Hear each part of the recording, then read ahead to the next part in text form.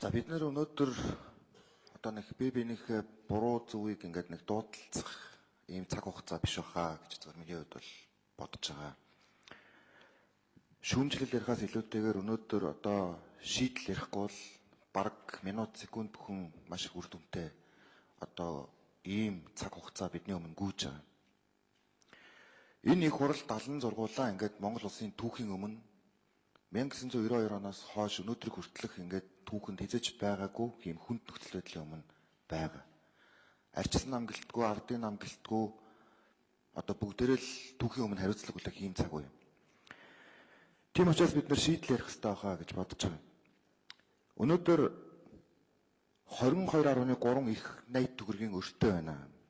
Энэ нь өнөөдрийн дотоодын нийт бүтээгдэхүүний 81.3% гэж сангийн яам тооцож гаргаж байгаа юм. Бидний дэвшүүлж байгаа хөтөлбөр 26.9 их найд төгрөг хэрэгтэй гэж тооцож байгаа юм. Нийтдээ 49.2 их найд төгрөгийг одоо бид 4 жилийн хугацаанд олох ийм зүйлийн өмнө байна. Тэгээ би нэг судалгаа үзчихсэн. 1970 оноос 2014 он хүртэл дэлхийн хэмжээнд нийт гадаад өр дээрээ дампуурал зарласан орнуудын 73% нь гадаад өр дотоодын нийт бүтээгдэхүүний харьцаа 80%-аас доош байхад тохиолдсон. Тэгэхээр бидэнд бол энэ эрсдэл 73-аас дээш хувьтай байна гэж бидний хувьд бол үзэх одоо хэрэгтэй болж байна. Хэрвээ бид нэг удаа одоо эдийн засаг дээр дампуурал зарлвал энэ байдлаас бид гарахын тулд Монгол улсад хамгийн багадаа 20-с 25 жил цаашлаад түүнээс ч илүү их хугацаа орох ийм цаг хугацааны өмнө байна. Тийм учраас яг хоо засгийн газраас оруулж ирж байгаа энэ мөрийн хөтөлбөрийн нэгдүгээр үе шат надад одоо туйлын хариуцлагатай байгаа. Яг л нэгдүгээр үе шат байхгүй бол хоёрдугаар үе шат гэж байхгүй нь ойлгомжтой. Тийм учраас миний хувьд ерөнхий сайдаас асуух асуулт бол одоо зөрөгтэйхэн юм улс төрийн том зүйлүүдийг магадгүй цөөнхтэйгөө зөвшөлдсөд үндэсний аюулгүй байдлын зөвлөлдөр яриад та явуулах хэрэгтэй байна. Жишээ нь одоо энэ нийгмийн салбарын одоо хувьчлалыг яах юм? Энийг нэг нэгдүгээр үе шатны дотор та энийг юу гэж бодож байгаа юм бэ? Одоо төр ингээд явандаа даахгүй болох нь туйлын ойлгомжтой энэ 4 жилийн хугацаанд.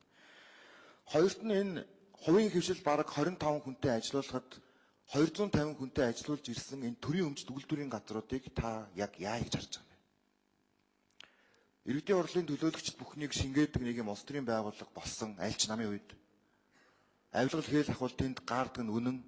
Энэ зүйлүүдийг хувьчлах юм цаг хугацаа болсон юм шүү. Тэгэхгүй бол бас төрөнийг ингээд даахгүй юм.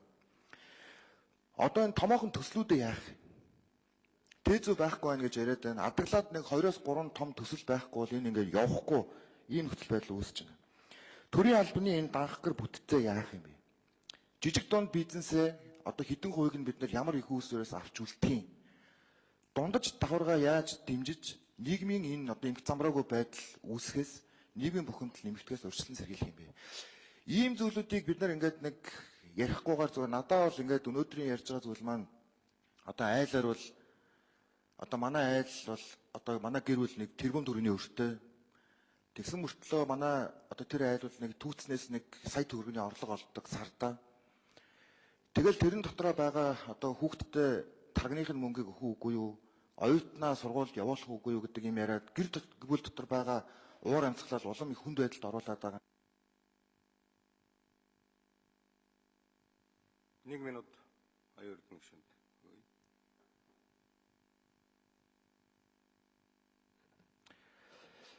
Тэгэхээр ийм цаг хугацааны өмнө байгаагаа мэдээд үндэсний аюулгүй байдлаа хуралдуулаад энэ цөөнхтөөгөө ярилцаад энэ томоохон улс төрийн шийдэл гарах тал дээр таны дэвшүүлж байгаа энэ хоёр үе шатын эхний үе шат буюу онцгой үе шатн дотор яг юу багтаж байгаа вэ? Тэрийг одоо миний гол асуулт байна.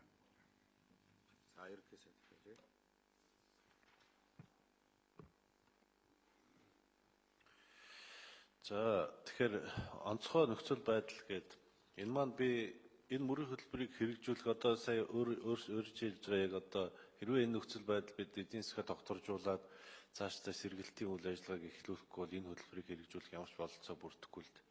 Тийм учраас эхний үе шатнд бол энэ онцгой нөхцөл байдлын хүрээнд ямар ч байсан одоо энэ төсвийн сахилга бат хариуцлагыг нэгдүгээр дэвшлүүлэх ёстой. Бүх байгууллагуудад энэ үйл ажиллагааг бол явуулах юм. Хоёрдугаарт яг үхээр эдийн засгаа дэмжсэн ямар бодлого явах хэрэгтэй юм бэ гэдгийг бол энэ дээр шийдье гэж байгаа. Энэ хөтөлбөр батлагдсны дараагаар би одоо намрын чуулганы өмнө эдийн засгийг эрчимжүүлэх онцгой хөтөлбөр гэдэг юм зүйлийг оруулж ирье гэж байгаа. Энэ хүрээндээ одоо яг саяны таны хэлж байгаа энэ томоохон төслүүдийн хөдөлгөх асуудлыг бол маш хурдан хугацаанд шийдэх ёстой. Ямар гарц байгаа тэр гарцыг олоод тэр гарцсан зөв ийм гарцаар хөдөлгөхгүй бол бид цаашдаа энэ эдийн засаг тодорхой хэмжээний ийм эдийн засгийг одоо сэргээх ийм болцоо бол огт бүрдэхгүй.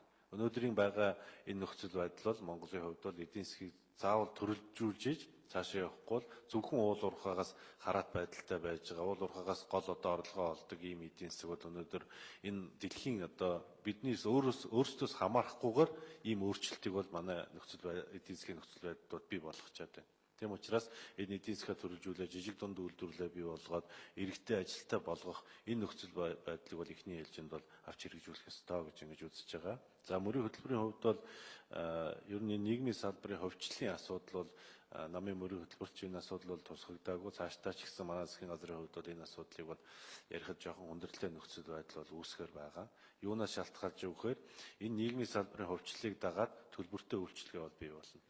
Тэгэхээр өнөөдөр одоо энэ нийгмийн салбараас авж байгаа үйлчлэгийг иргэд маань төлбөртөөр авах болцоотой хичнээн иргэн байгаа билээ. Тийм бас чадамжгүй болцоо боломжгүй хичнээн иргэн байгаа билээ гэдгээ энэ тооцоо судалгаагаа хараад үзэх юм бол яг энэ нийгмийн салбарын хөгжлийн асуудал зөвхөн төсөв мөнгөний хүндрэлтэй байдалтай холбогдуулаад ярих асуудал бол биш ээ гэж ингэж үзэж байгаа учраас энэ салбар дээр бол одоогоор бас тодорхой зүйл бол яригдаг байгаа. За төрийн өмчийн үйлдвэрийн газруудыг энд бол төр бол ер нь энэ үйлдвэрлэл үйлчлэгээ, хувийн хвшлийн үйл ажиллагаанд оролцдог бизнес эрхэлдэг энэ байдлыг бол цаашд бол манай засгийн газрын хувьд бол ийм байдал бол гарахгүй гэж ингэж үзэж байгаа. Мөн шаардлагатай болцоотой байгаа төрийн өмчийн одоо үйл ажиллагаа явуулдаг ийм одоо газруудыг бол хувьчлах нь зүйтэй. Тэгэхдээ энэ бол стратегийн бус тохиолдол тийм ээ. Одоо ач холбогдол өндөртэй ийм одоо үйлдвэрийн газруудаа бид бас хувьчлах нь бол нэг талдаа буруу. Тийм учраас бол онц шаардлага одоо гайгуутай ийм одоо төрийн өмчийн газруудыг бол хувьчлах нь зүйтэй гэдэг ийм чиглэл барина.